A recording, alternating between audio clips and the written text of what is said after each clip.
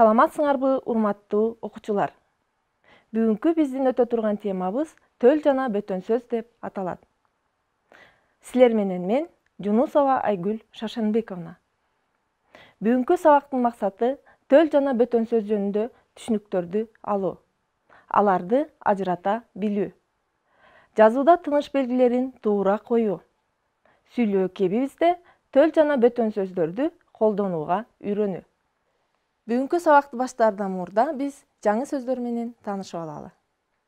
Төл, бөтөн, калк, керектүү, бүркүт, болочок, төл сөз, бөтөн сөз, калк айтса, керектүү таштын, бүркүт сыяктуу. Келгиле анда жаңы темабызга өтөлү. Биз пикир алышууда өзүбүздүн пикирибизди бекемдөө үчүн бирөөнүн сөзүн да колдонобуз. Демек, өзүбүз айткан сөз төл сөз деп аталат. Ал эми башка бирөөнүн айткан сөзү бөтөн сөз болот. Мисалы, эртең сабакка кечикпей келгиле, деди мугалим. Бул сүйлөмдө деди мугалим төл сөз. Ал эми эртең сабакка кечикпей келгиле бөтөн сөз. Мына балдар, биз төл жана бөтөн сөздөрдү ажыратып алдык. Эми окуу китебибиздин 210 бетиндеги 327 көнүгүүдөгү берилген мисалдарды төл жана бөтөн сөздөргө ажыратабыз. Алыкул Осмоновду окурмандар минтип аташат. Ал кыргыз поэзиясынын таң чолпону. Бул сүйлөмдө Алыкул Осмоновду окурмандар минтип аташат. Төл сөздө. Ал эми кыргыз поэзиясынын таң чолпону бул бөтөн сөз. Карамзин Александр Сергеевич Пушкинди бүркүт сыяктуу токтобой уч деп айткан экен. Карамзин Александр Сергеевич Пушкинди деп айткан экен. Төл сөз. Ал эми бүркүт сыяктуу токтобой уч бул бөтөн сөз. Суу май бериңизчи, деди апенди сатуучуга. Суу май бериңизчи бөтөн сөз. Ал эми деди апенди сатуучуга төл сөз. Мына балдар, биз сүйлөмдөрдү төл жана бөтөн сөздөргө ажыратып алдык. Анда эмесе төл жана бөтөн сөздөргө коюлуучу тыныш белгилерди билип алалы. Сүйлөмдүн башына бөтөн сөз келсе, бөтөн сөз тырмакчага алынып, үтүрлүү тиреден кийин төл сөз жазылат. Мисалы, керектүү таштын оордугу жок, дейт элдин макалында. Керектүү таштын оордугу жок. Бул бөтөн сөз тырмакчага алынды. Андан кийин үтүрлүү тире коюлуп, дейт элдин макалында деп төл сөз жазылды. Экинчи, сүйлөмдө төл сөз башына келет. Бул учурда төл сөздөн кийин кош чекит коюлуп, бөтөн сөз тырмакчага алынып жазылат. Мисалы, Горький мындай деп айткан: балдар биздин келечек бактыбыз. Бул сүйлөмдө Горький мындай деп айткан төл сөз болгондуктан кош чекит коюлуп, андан соң бөтөн сөз тырмакчага алынып жазылды. Ал эми үчүнчү учурунда бөтөн сөз төл сөздөрдүн ортосуна келди.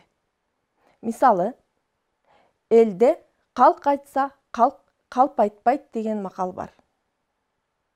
Бул сүйлөмдө элде төл сөз башына келгендиктен кош чекит коюлуп, калк айтса, калп айтпайт деген бөтөн сөз тырмакчага алынды. Андан соң кайрадан төл сөз үтүрлүү тире менен ажыратылып жазылды. Төртүнчү учурунда төл сөз бөтөн сөздөрдүн ортосуна келди. Бул учурда сүйлөм толугу менен тырмакчага алынат дагы, төл сөздөн мурда жана кийин үтүрлүү тире менен ажыратылат.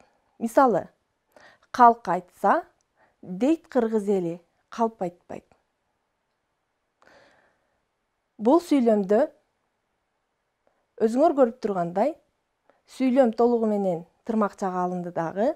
Калк айтса деген бөтөн сөздөн кийин үтүрлүү тире менен ажыратылып, дейт кыргыз эли деген төл сөз жазылды.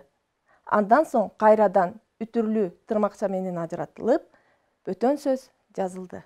Мына балдар, биз төл жана бөтөн сөздөрдө колдонулуучу тыныш белгилерди билип алдык. Бул схеманы пайдаланып 327 көнүгүүдөгү сүйлөмдөргө тыныш белгилерин коебуз. Алыкул Осмоновду окурмандар минтип аташкан. Ал кыргыз поэзиясынын таң чолпону. Бул сүйлөмдө төл сөздөн кийин кош чекит коюлуп, бөтөн сөз тырмакчага алынып жазылды.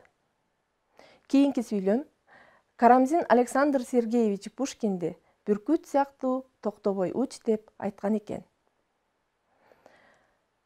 Бул сүйлөмдүн бөтөн сөз сүйлөмдүн ортосуна келгендиктен тырмакчага алынып жазылды.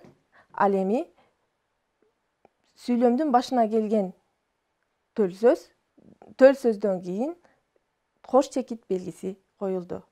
Ал эми сүйлөмдүн аягына төл сөз келгенде үтүрлүү тире менен ажыратылды. Үчүнчү сүйлөмдө суумай бериңизчи, деди апенди сатуучуга.